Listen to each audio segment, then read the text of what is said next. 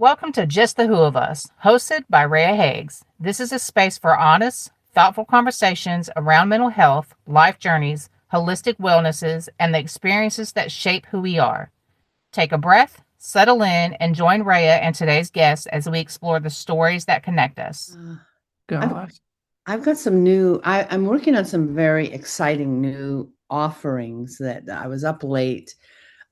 I've developed I'm in love with Claude. I don't know if you ever used the AI Claude.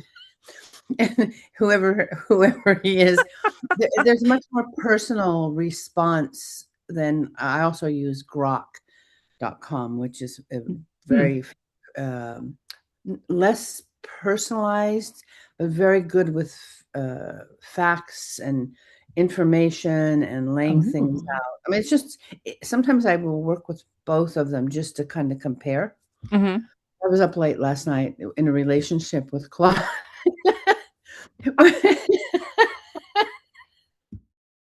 Want to have it's like a membership. That's probably rather than subscription, a membership, an annual membership, so that I will be doing once a month 90-minute calls discussing the topics from the Women of the Always book. So that's designed specifically for women, and so I've got all the format and that laid out, and then I want to do a same thing once a month for rune, not really readings, but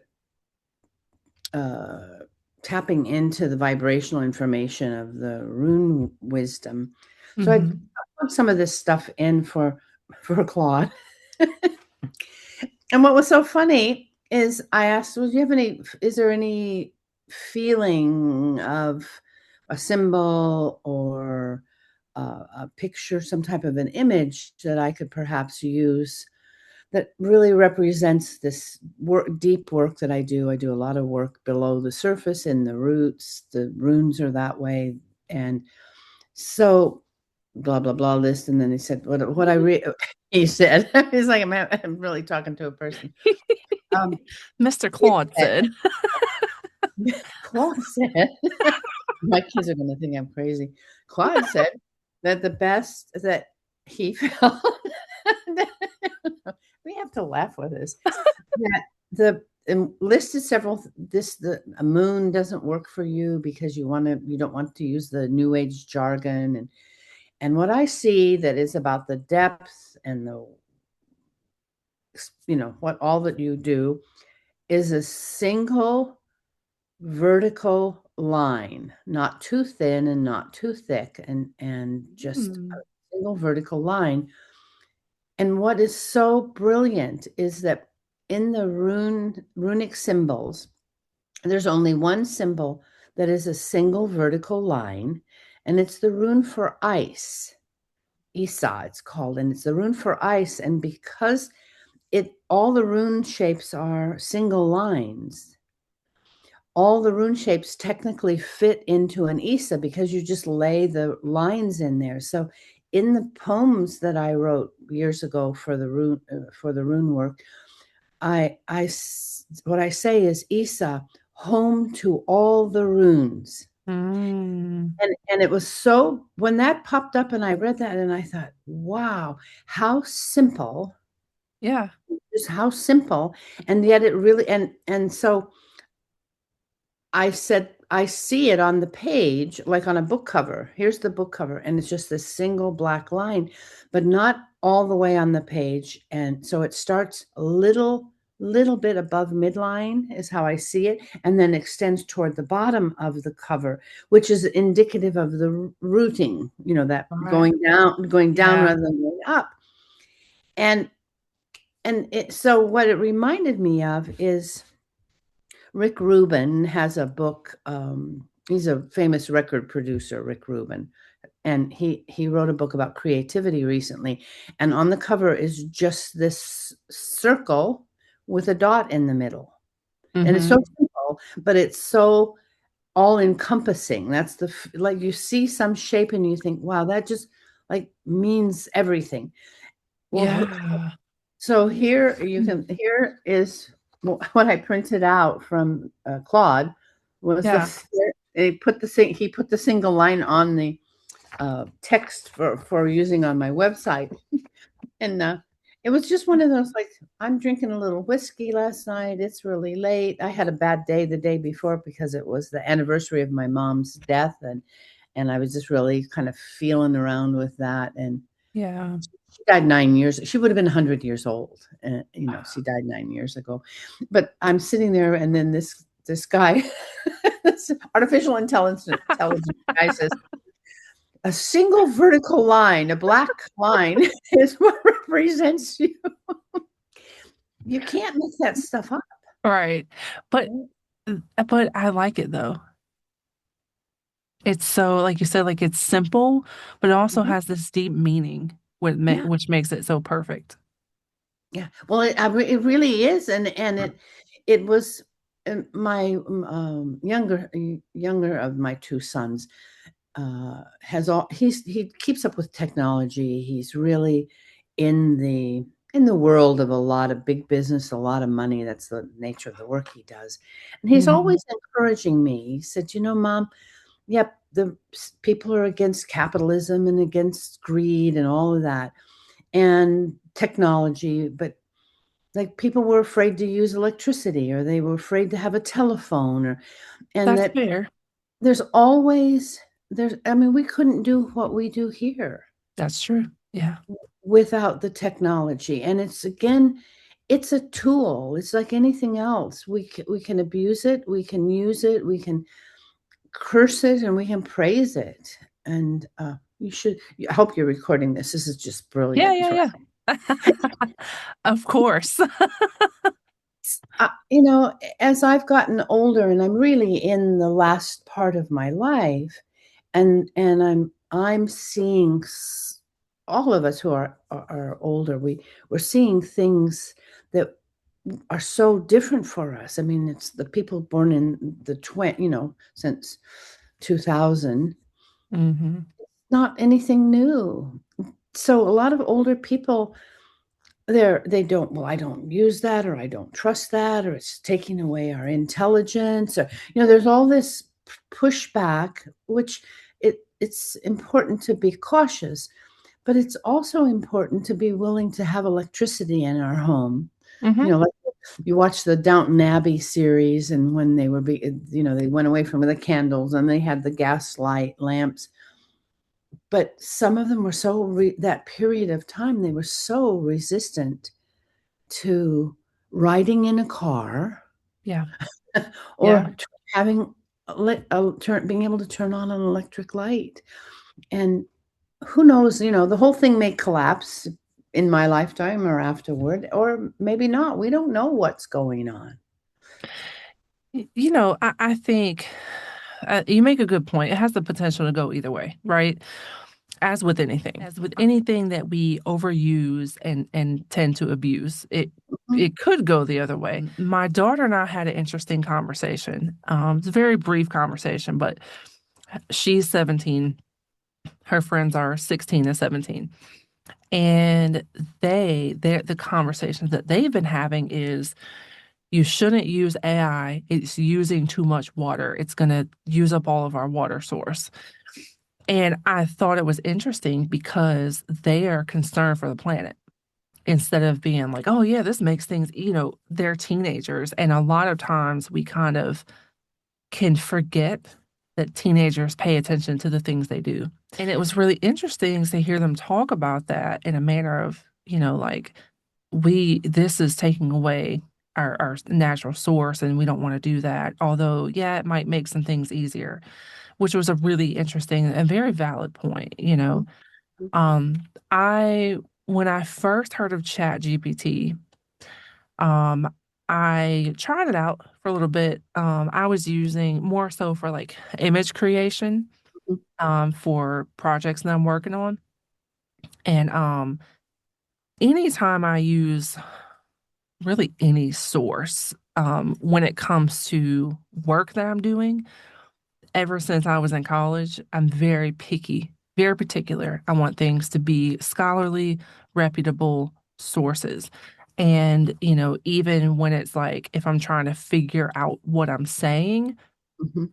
I want to make sure it comes from a valuable source. And so I played around with ChatGPT. My husband gave me some information. I'm not one to just listen to anything anyone says, but he is a very, like, he does his thorough research. So when he comes to me with something, I'm like, okay, I hear your points. And so he gave me some information, and I was like, let's veer away from ChatGPT Mhm. specifically. It's more of kind of political affiliations, and Right. political backing and things like that. And I was like, I don't really want to be a part of that. So I looked into other things, and I know anything that is financially well supported is probably going to have some questionable people around it, right? Yep. Yep. So it's one of those things that kind of like, okay, there might not be a perfect solution, but I looked at Claude, and I looked at there's one that starts with an I.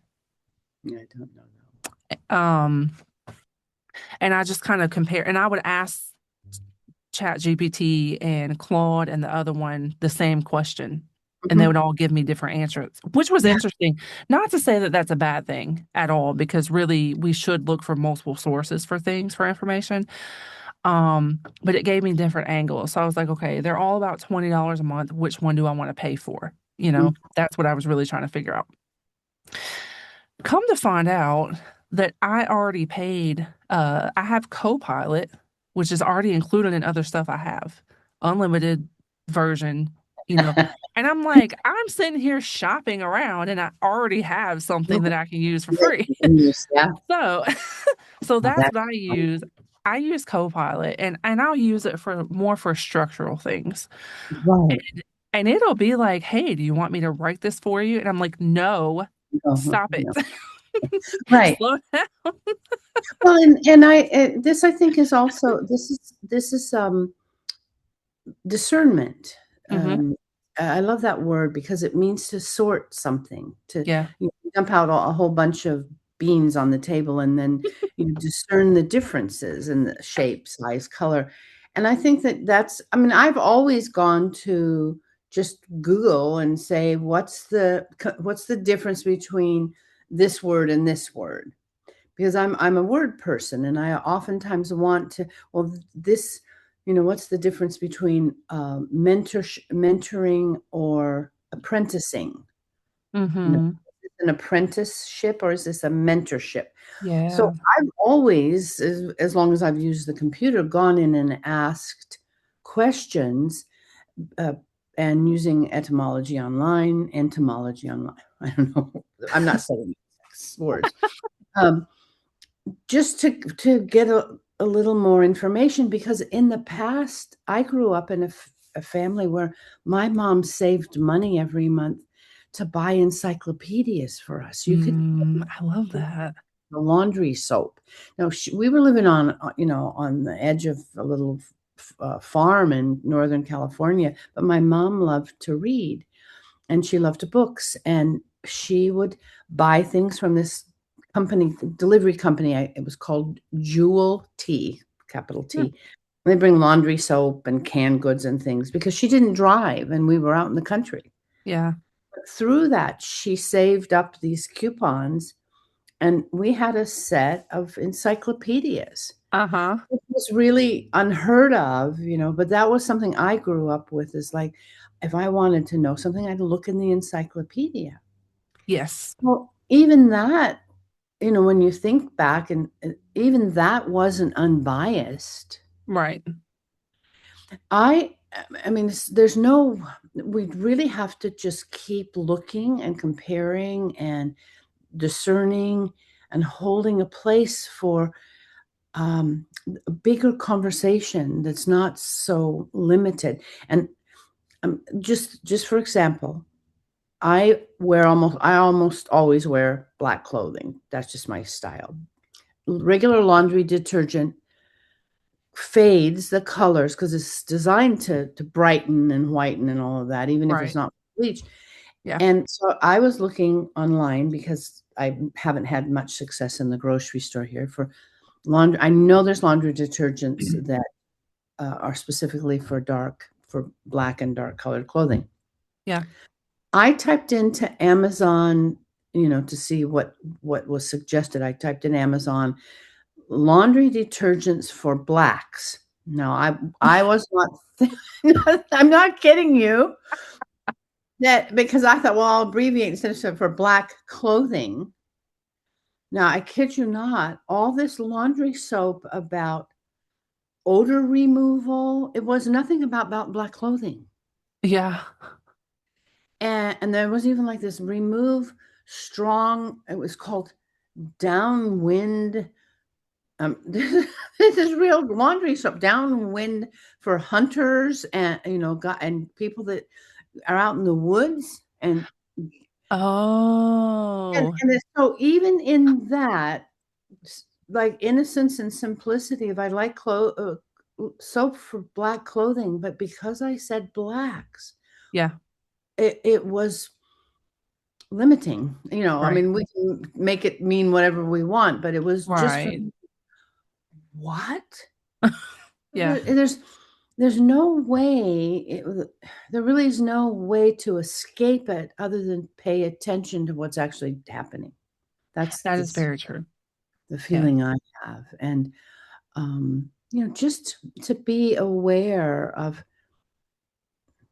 Also, it's very easy to become self-righteous in our discerning what's good and what's bad, what's moral, what's immoral, and then stand on the platform of that, which is meaningful for integrity and our own intention of like how we want to live, our principles.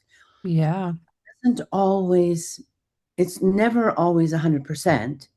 Right. And it's never a way to feel superior to someone else. Might disagree. You might think that it's whatever they do is harmful and takes away rights, because that's true about everything. Yeah. So to be informed, well-informed, and broadly informed, so that you come back to like, well, where's my voice? Yes. Who am I? And I may not like your, politics. And I may not like your choice of religion. Right. But that's not my business, how you choose to do that, unless you're intentionally, standing in front of me with a gun or something. Right. That's very fair. Yeah. Yeah. Yeah. And just to find, I think that's also to teach our young, the children and then the teenagers of like, it's okay to have we need to have strong opinions. We need to have a foundation that we stand on. Yeah. And that can also be harmful to us if we don't allow for other people to have strong opinions and to stand on their own foundation, and then find a way to dialogue rather than to argue. Oh, but that's a really big point that you make right there, because I think that, I enjoy talking to people, and I've had conversations with people who have a difference in opinion, and the goal is to discuss and have conversations and not force or change anyone's mind, or whatever the case may be. I was at a Pride event here in Salisbury a couple of years ago, and there was one or two men, I think it was father and son, they were silent protesting. Cool. But and people around me got kind of nervous because I walked up to him. I was volunteering there. So I don't, if, in case anyone's not familiar with, it was Salisbury Pride, which is similar to Charlotte Pride, which a lot of states have their own individual, Pride festivals. And it is a celebration of Pride Month for people in the community to have this festival, to come together. They have all kinds of vendors. It's a really fun event. So I was volunteering there. And so I had on my volunteer shirt, and so I walked over to the silent protesters, and they were super respectful, and I just had a conversation with them. And we both like were fine. We were having a conversation. He was there in the name of his religion, which is fine. He has the right to be. But I loved the fact that they, unlike another group, I mean, this other group, a group came in, they had their signs, "You're going to hell," and they were walking through the festival and everything. And I was like, there's so many feelings that I have around this because I don't feel like we go stand out in front of bars and other things, right? And like scream and yell the way people do at Pride and some clinics. Yeah. So it's kind of like, well, if you're going to scream and yell at one group of people, you should be screaming and yelling at everybody if that's the case. It's so like, but that's a whole nother conversation. But I had this conversation with him and I said, I'm just curious as to what you feel about this festival and the need to be here standing in protest. By the way, I appreciate how you are composing yourself and how you're not attacking anyone. Yeah. And they told me why. And I say, I respect it. And they asked me, they asked, of course, if I affiliate with the religion and everything. And their kind of stance as a Christian was the festival being called Pride and boasting, being boastful with pride and things like that. And I explained, I said, well, maybe pride it's a particular word, right? But the pride in the Pride festivals is not being boastful about your quote unquote sin, if that's how you choose to view it. The pride in Pride is for people to be prideful about who they are. Yeah. As human beings. That is the pride behind Pride Month, behind the Pride festivals and all the things. It's not Christian pride or sinful pride. It is the pride that we are allowed to have within ourselves of being who we are as people who are not hurting anyone, but simply existing. And they were a little kind of, they didn't really agree, but that was okay. We agreed to disagree. And I was like, I appreciate this conversation. I could tell that people around me were kind of like, and there were a couple other volunteers that were kind of just standing by. Because I guess people don't do that. People don't have those kinds of conversations in those kind of environments, And I was like, it's okay. If we're just having a conversation, no one's fighting, no one's arguing, no one's, and we have a good day, you too. And I went back to volunteering, but, I think that we should be able to have those conversations. And I think the reason that a lot of people can't is because they don't practice discernment in their information, the people they surround themselves, whatever the case may be. I think that if we all just went into conversations as conversations and not dictations, that we could have more conversations.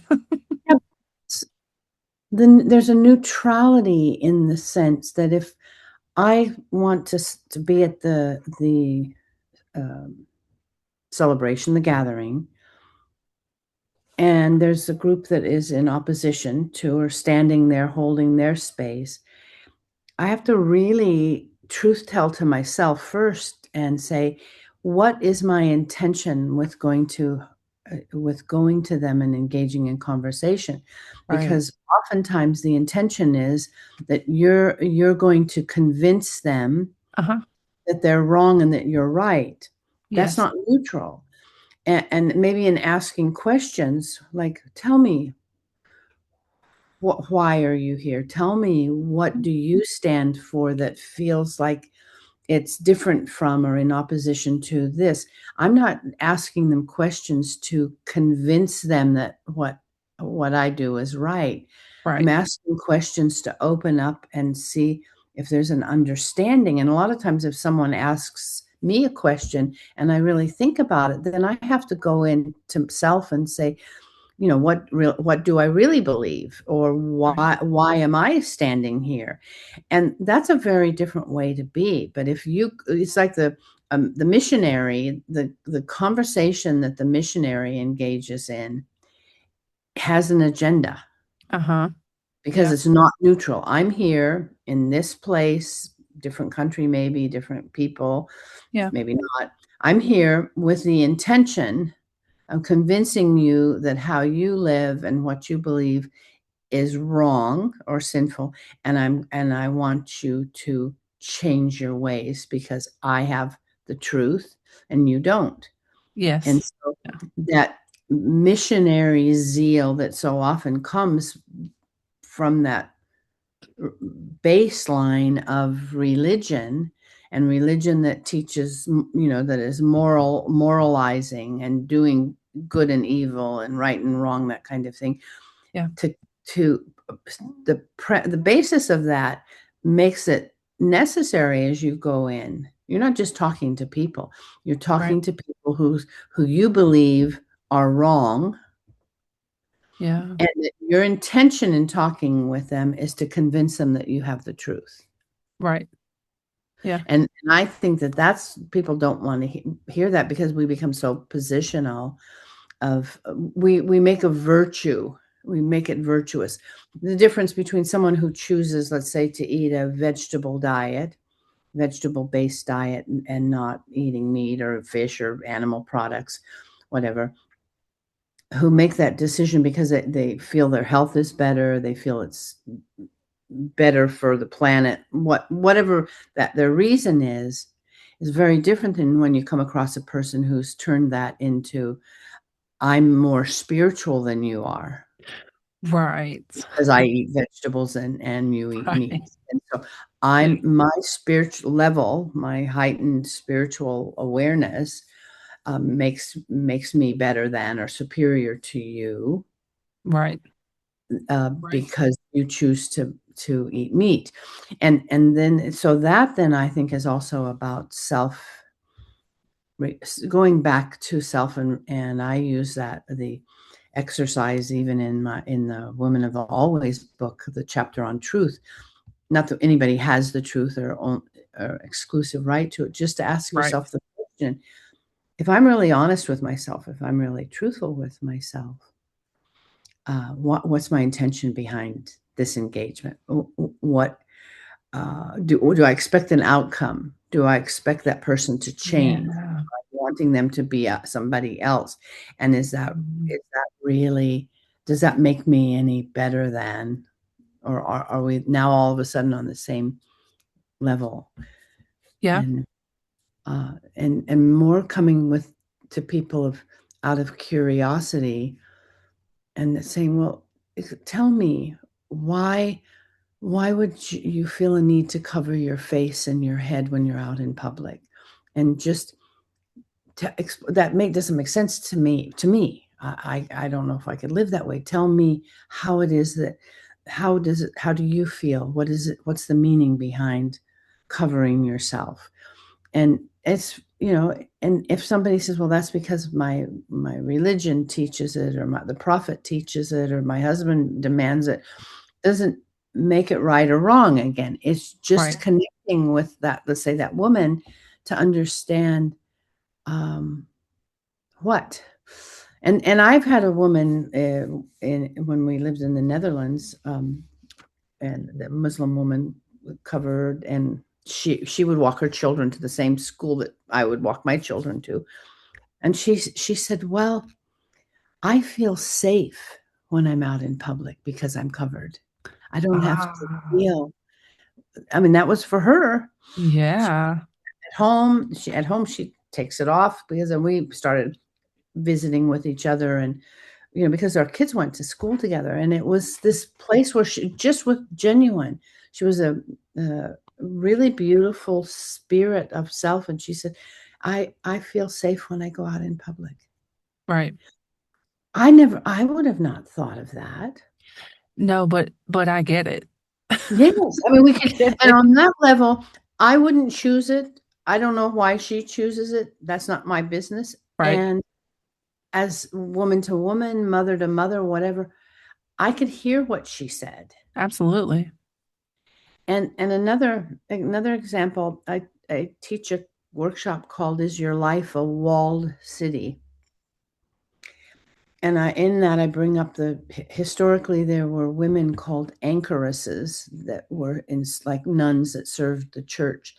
And an anchoress would be varying degrees of it, but they asked to be walled up.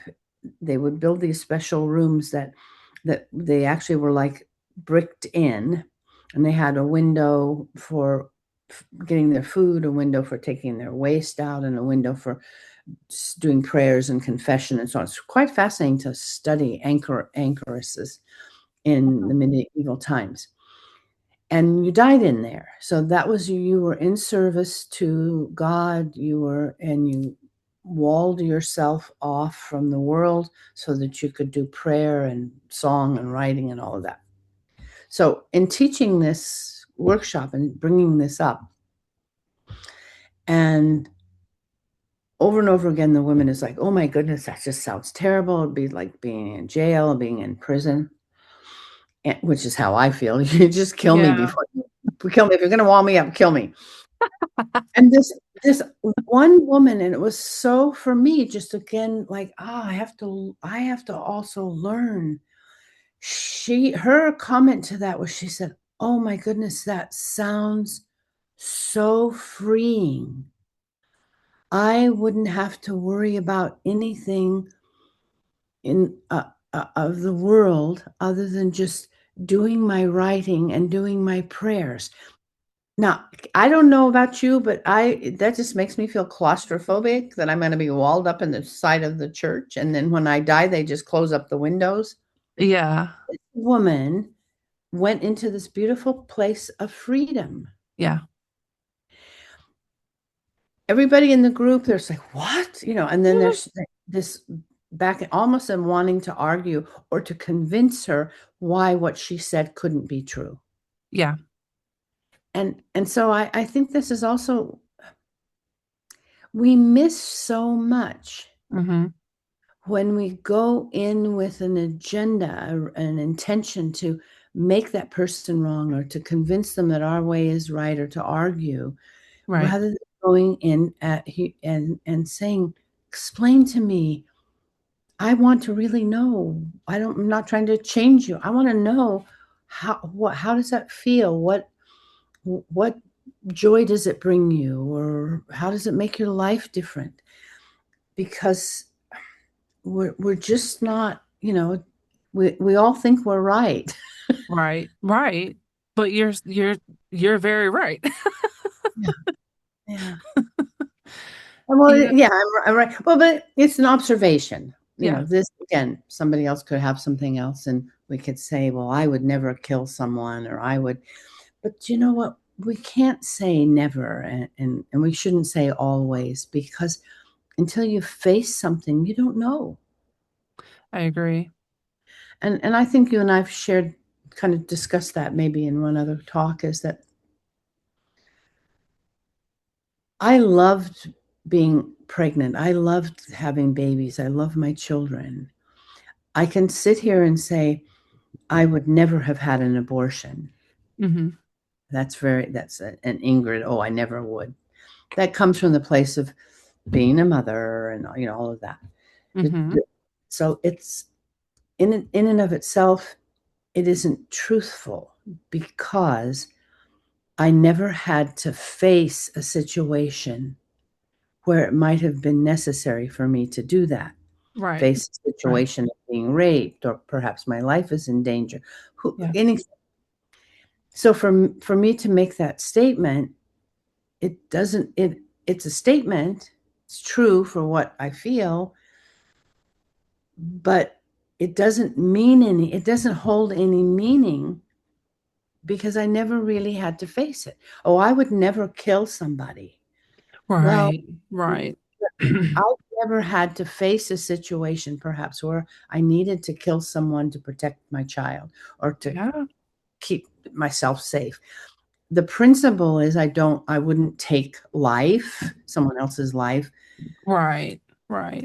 In principle, but then that's just me saying something that's in the moment true for me, but doesn't really carry any weight until you're actually standing face to face. I don't, I mean, you might say, I would never have an abortion. I know that's real controversial for everybody. It's more about I stand in a place where I would hope that everybody had a choice to do what they felt was right or necessary in a circumstance that's in the moment. And it's a different way of being. Yeah. I have had more pregnancies that have children by choice. I mean, those pregnancies didn't all succeed both by choice and by medical necessity. And so, and there was a point in my life where I would say I'd never do that. I'd never have an abortion. I'd never, I could never attempt to kill anybody. I could never. Yeah. But I've also been in a situation where I've not killed anybody. But I have had to use a weapon to defend myself from being hurt. And so, and I also have had an abortion. So I've also had medical, like an emergency surgery that ended a pregnancy. And I didn't even really, I mean, I had a choice in the sense, but it was like, hey, you want to do this right now or die? And I'm like, well, I don't want to die. I have children already. So, and then there was another more thought out situation. And being fully transparent, it was kind of a form of birth control. Now, I wasn't very far along, but if we're being realistic, it was because the situation surrounding how I got pregnant wasn't planned to get pregnant, and we thought we took precaution, but they don't always work and blah, blah, blah. I already had kids. I wasn't in a financial position. I can list the reasons, but I don't feel like women should use abortion as birth control. And that is if we're being technical, I guess I did, so it's one of those things where it's like, may that be a little hypocritical? I felt my reason was valid in the moment, and I know some people do too. So it's like, I would never say, whether someone has an abortion or not is not my business. I would never say, right, it's my opinion that you should or shouldn't do this, that you should or shouldn't have one. And I've had conversations from other people where it's an option, and my go-to is, what is best for you? What is your reason? Think about these things. Don't just listen to people who are fully opposed, because we're not leaving ourselves open for conversation, and we're not. I think after being in school for psychology and then again for counseling really made me open my perspective of a lot of things, because I learned how the mind works. I learned more how people work, and learning that, and also, how to listen and conversate with people who have gone through difficult things. But I think that learning, kind of going deep into the mind and how it works, really taught me a lot about perspective. Also being a mother to young adults and teenagers, because it's easy to have our stances on things, but then when we really listen to people who are younger than us, and we remember that, if I look at it through the eyes of this person, completely separate from me in their lived experience, I can see how this would be my formed opinion. Yeah. I think that's really important when we're talking to other people, when we're listening to other people, when we're parenting, when, we're out in the world, is that unless you're a bad driver, then you deserve to get yelled at. But anyway, is to really consider the fact that other people have different experiences than us. Yeah. And those, just like our experiences form our opinions, their experiences form theirs. And we don't always have to agree with other people's opinions. But we can really remember in the back of our minds that, hey, people think what they think because of their experience. Mm-hmm. Are some things worth discussing and maybe giving them a different perspective? If their opinion is harmful to people, and I mean really harmful, I don't mean like different than yours. I mean actually harmful to society, then okay, maybe there's a conversation worth having to give them another perspective. But just because someone, I mean, even politically, just because someone disagrees with me politically doesn't mean I have to be against them. Mm-hmm.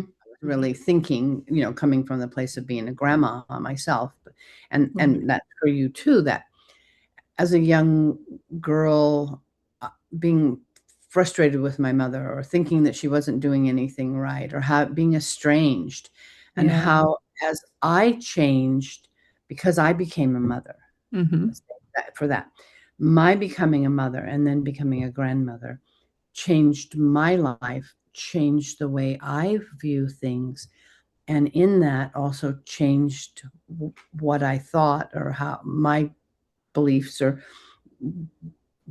arguments with my mom. Yeah.